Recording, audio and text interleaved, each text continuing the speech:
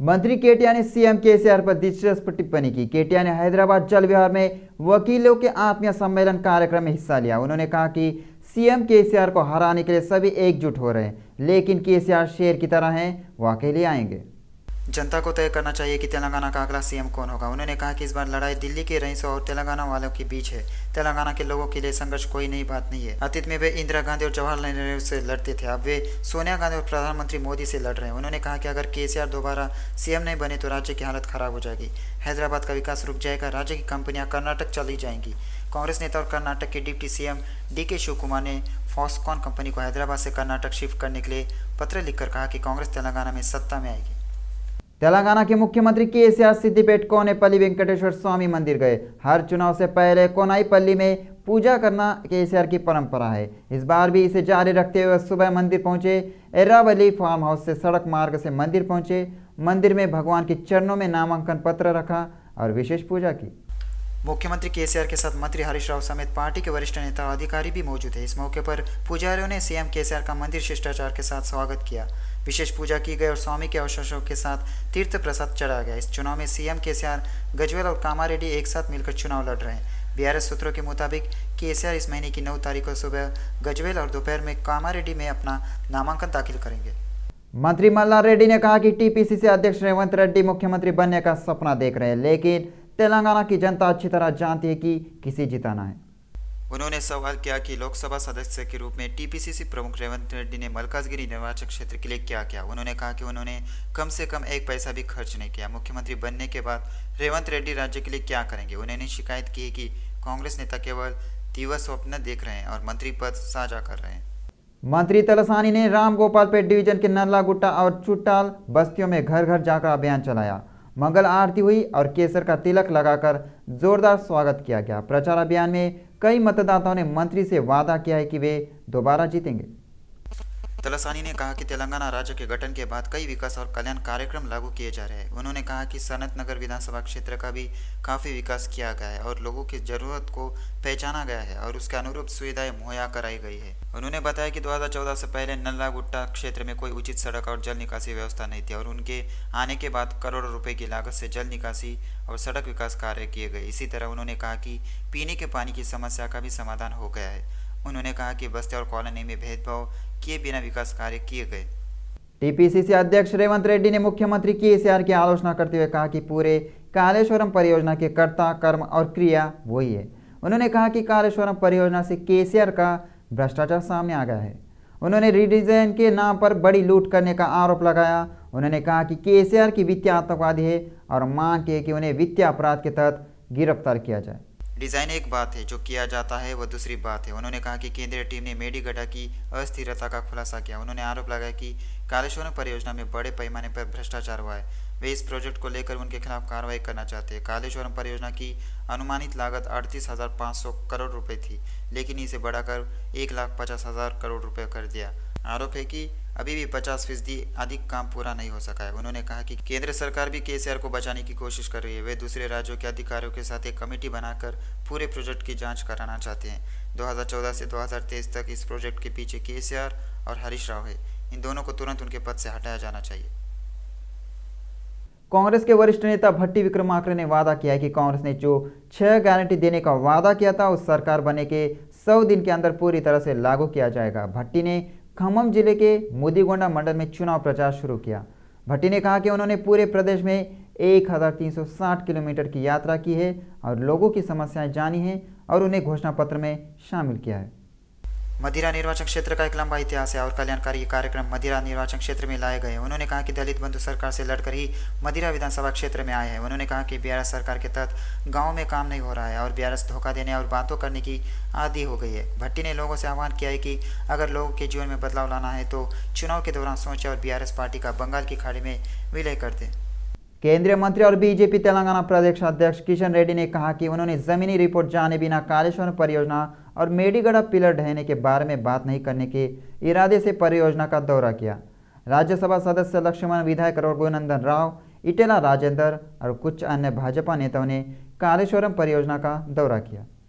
कालेश्वरम परियोजना खतरे में। उन्होंने कहा कि कालेश्वरम परियोजना का भविष्य संदिग्ध हो गया। उन्होंने कहा कि यह परियोजना जनता के कर से बनी राष्ट्रीय संपदा है, इसलिए इसकी सुरक्षा करना जिम्मेदारी है। तेलंगाना के लोग केसीआर सरकार द्वारा शुरू की गई परियोजनाओं और नीतियों पर चिंता व्यक्त कर रहे हैं। उन्होंने कहा कि राष्ट्रीय बांध सुरक्षा प्राधिकरण ने रिपोर्ट दी है कि मेडीगड्ढा में जर्जर क्षेत्र को पूरी तरह से हटाया जाना चाहिए। उन्होंने कहा कि वे ग्राउंड रिपोर्ट देकर बात करने के इरादे से इस प्रोजेक्ट का दौरा कर रहे हैं। इस बीच भाजपा नेता बेगमपेट हवाई अड्डे से विशेष हेलीकॉप्टर से मेडीगड्ढा पहुंचे।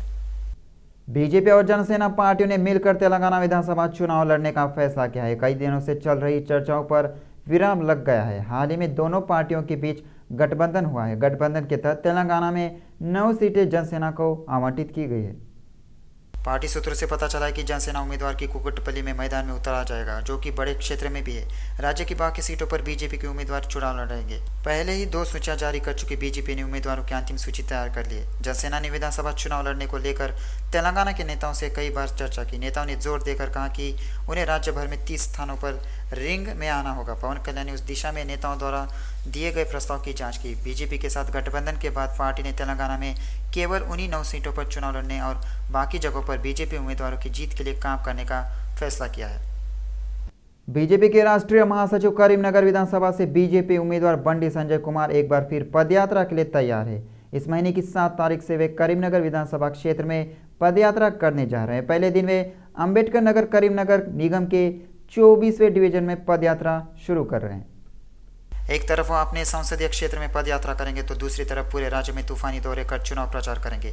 चूंकि राज्य भर में चुनाव लड़ रहे भाजपा उम्मीदवार अपने अपने निर्वाचन क्षेत्रों में प्रचार करने के लिए पार्टी नेतृत्व पर बहुत दबाव डाल रहे हैं। विशेष रूप से संजय को एक हेलीकॉप्टर आवंटित किया है। प्रतिदिन सुबह 11 बजे से 5 बजे तक 2 विधानसभा क्षेत्रों में चुनाव प्रचार करने का अनुरोध किया गया है। उन्होंने सुझाव दिया कि बाकी समय करीमनगर विधानसभा क्षेत्र को आवंटित किया जाना चाहिए, जहां से वो चुनाव लड़ रही हैं। उसी के तहत 8, 9 और 10 तारीख को कहां प्रचार करना है, इस विषय पर शेड्यूल बनाया गया है। टीडीपी प्रमुख चंद्रबाबू से जनसेना प्रमुख पवन कल्याण ने मुलाकात की। मालूम हो कि चंद्रबाबू स्वास्थ्य समस्याओं से जूझ रहे हैं। इसी पृष्ठभूमि में पवन कल्याण हैदराबाद के जुबली स्थित चंद्रबाबू के आवास पर गए। स्वास्थ्य समस्याओं के बारे में पूछा। उन्होंने चंद्रबाबू के परिवार के सदस्यों से भी मुलाकात की। उन्होंने राजमंड्री जेल में रिमांड कैदी के रूप में 52 दिन बिताए। चंद्रबाबू को स्वास्थ्य समस्या के चलते हाईकोर्ट ने अंतरिम जमानत दी थी। इसके चलते चंद्रबाबू का इलाज हैदराबाद एआईजी और एलवी प्रसाद अस्पताल में चल रहा है। चंद्रबाबू फिलहाल अपने आवास पर आराम कर रहे हैं, लेकिन चंद्रबाबू की रिहाई के वक्त पवन कल्याण इटली में थे। जैसे इटली से आए और तुरंत चंद्रबाबू के आवास पर गए और उनसे मुलाकात की। चंद्रबाबू ने परिवार वालों से बात किया और उन्हें हिम्मत दी। उन्होंने कहा कि वह चंद्रबाबू को पूरी सहायता देंगे। हैंडबैग कंपनी के मालिक मोहम्मद काशिफ, मोहम्मद जोयाब और मोहम्मद आमिर ने संयुक्त रूप से शेरेलिंगमपल्ली में कोंडापुर स्क्वायर पर एएमबी मॉल की 3री मंजिल पर शॉप नंबर 41 टेनिनो लेदर होलसेल और रिटेल शॉप खोली। उन्होंने कहा कि उन्हें खुशी है कि तीनों भाई मिलकर बिजनेस शुरू कर रहे हैं। हमारे पास शुद्ध चमड़े के हैंड बैग उपलब्ध है, एक खरीदो एक पाओ ऑफर के साथ। Business retail head Mohammad Aamir, MD Mohammad Joab Malik, Mohammad Kashif और अन्य लोगों ने दुकान के कर्मचारियों के साथ इस कार्यक्रम में भाग लिया। हैदराबाद नमस्कारम। ये तेलंगाना का एक्सक्लूसिव टोइनो ब्रांड है, which is proudly made in Telangana, manufactured in Telangana and designed in Telangana. Most of the designs we sources from Dallas, USA, Texas, and we produce and manufacture only in Telangana brand. So ये आपका brand है। Here we are starting with first our outlet at Saras City Mall. तो ये हमारा पहला outlet है, पहला exclusive brand outlet है। हम लोग ये ब्रांड को ऑलमोस्ट 15 ईयर्स से बना रहे हैं। It's been 15 years that we are manufacturing this brand, and slowly we have come up with a lot of designs in handbags, sling bags, wallets, men's wallets. Toino. This is all the fabric is all made in India, PU Leatherite fabric. This is our exclusive brand. This is registered with the government of India. These bags are all tote bags. These are all hobo bags, small bags, party bags. ये exclusivity है हमारी। Monopoly monogram with label lining रहेगा। रंगारेड्डी जिले के नारसिंगे में बड़ी त्रासदी हुई है। पुपलागुड़ा में एक कंस्ट्रक्शन कंपनी में 2 युवकों की मौत हो गई। रेडी मिक्स प्लांट में कंक्रीट मिक्सर की सफाई करते समय अचानक ऑपरेटर ने मिशन चालू कर दिया। मिक्सर चालू होते ही उसमें सवार दोनों युवक कुचल दिए गए। प्लांट में जाने गंवाने वाले युवकों की पहचान बेटा सोरेन और सुशील मुर्मू के रूप में हुई है। मालूम हो कि यह जानलेवा हादसा संचालक की लापरवाही के कारण हुआ है। घटना की जानकारी मृतक के परिजनों को दी गई है और निर्माण कंपनी ने विरोध पर प्रदर्शन किया है। फर्नीचर द्वारा फर्म पर हमला किया गया और उसे नष्ट कर दिया गया। उन्होंने कार्यालय के शीशे तोड़कर अपना गुस्सा जाहिर किया। मृतकों के परिजन आरोप लगा रहे हैं कि कंस्ट्रक्शन कंपनी प्रबंधन की लापरवाही के कारण दोनों युवकों की मौत हुई है। हालांकि यह बात बाहर न आई, इसके लिए शवों को अस्पताल भेज दिया गया है। मंत्री केटिया ने आलोचना की है कि राष्ट्रीय बांध सुरक्षा प्राधिकरण ने चुनाव के दौरान राजनीतिक द्वेष के साथ मेदीगड्ढा पर एक षड्यंत्रकारी रिपोर्ट दी। उन्होंने कहा कि कमेटी का आना, अध्ययन और रिपोर्ट सब 3 दिन के अंदर हो गया। केटीआर ने सवाल किया कि सीडब्ल्यूसी अध्यक्ष, जिन्होंने पहले इसके निर्माण के दौरान परियोजना का दौरा किया था, तब अन्य अधिकारियों के साथ इस परियोजना को इंजीनियरिंग का चमत्कार बताया था, लेकिन अब चुनाव आ रहे हैं तो क्या यह एक इंजीनियरिंग आपदा बन गई है? उन्होंने इंजीनियरों से पूछा कि प्रोजेक्ट में तकनीकी दिक्कतें हैं तो बताएं, या फिर क्या यह कोई साजिश है? 2 मुख्य अभियंता राहुल गांधी और रेवंत रेड्डी मेदीगड्ढा गए और ऐसे बात की जैसे वे कुछ तकनीकी कौशल जानते हो। उन्होंने कहा कि पिछले साल 29 लाख क्यूसेक की बाढ़ आने के बाद भी मेदीगड्ढा बैराज खड़ा रहा। केटीआर ने बताया कि जिन केंद्रीय अधिकारियों ने मेदीगड्ढा पर 3 दिन के भीतर रिपोर्ट दी थी, उन्होंने पोलावर में डायाफ्राम फेल होने पर 2 साल बाद भी रिपोर्ट नहीं दी। उन्होंने पूछा, अगर मेदीगड्ढा का डिज़ाइन गलत है तो केंद्रीय जल निकाय ने अनुमति कैसे दे दी? शमशाबाद एयरपोर्ट पर टैक्सी कैब ड्राइवरों के धरने से तनाव पैदा हो गया। कैब ड्राइवरों और कर्मचारियों ने वेतन बढ़ाने की मांग को लेकर धरना दिया। चालकों के धरने से यात्रियों को दिक्कतों का सामना करना पड़ा। शमशाबाद एयरपोर्ट पर चलने वाले ओला और उबर कैब ड्राइवर यह कहते हुए एयरपोर्ट पर विरोध प्रदर्शन कर रहे हैं कि वे ड्राइवर को उचित दाम नहीं दे रहे। उन्होंने कहा कि प्रबंधन ने उन्हें उचित वेतन न देकर परेशान कर रहा है। इसके साथ ही पुलिस ने मैदान में उतर गई और उसने वाहन चालकों पर डंडे बरसाए। पुलिस की लाठीचार्ज से कई वाहन चालक घायल हो गए और वहां से भाग गए। सूराराम थाना क्षेत्र में चोरों ने जमकर उत्पात मचाया। शिवालय नगर में रहने वाला सलीम अपने परिवार के सदस्यों के साथ एक शादी में शामिल हुआ और रात को घर आया तो कमरे का दरवाजा खुला पाया। हैरान सलीम ने जाकर देखा तो ताला टूटा हुआ था। अलमारी से ठगों ने 35,000 नकद और 4 ग्राम सोना लूट लिया। पीड़ित ने पुलिस से शिकायत की तो पुलिस मामला दर्ज कर जांच कर रही है। बिहार में एक ट्रेन और उसके यात्रियों के साथ बड़ा हादसा टल गया। कतरवा पुल के पास रेलवे ट्रैक के ऊपर लगे हाई टेंशन बिजली के तार टूटकर जमीन पर छू गई। इसी क्रम में वहां भीषण आग लग गई। लोको पायलट को समझ नहीं आया कि क्या हो रहा है। ट्रेन तेजी से आगे बढ़ गई। जिस इलाके में आग लगी थी वहां पहुंचती है। ट्रेन में बिजली सप्लाई पूरी तरह से बंद हो गई। कुछ ही दूरी पर जाकर ट्रेन रुक गई। आसपास धुआं दिखने और चीख पुकार मचने से यात्री काफी चिंतित हो गए। घटना के वक्त ट्रेन में 1500 यात्री सवार थे। सभी की सांसें अटक गई क्योंकि किसी को नहीं पता था कि क्या करना है। अधिकारियों ने मरम्मत कराकर ट्रेनों को बहाल कराया। महाराष्ट्र के रायगढ़ में एक दवा कंपनी में हुए विस्फोट में 7 लोग जिंदा जल गए। कई घायल हो गए। यह देखने के लिए तलाशी अभियान शुरू किया गया है कि वहां कोई और तो नहीं है। एनडीआरएफ के अधिकारी।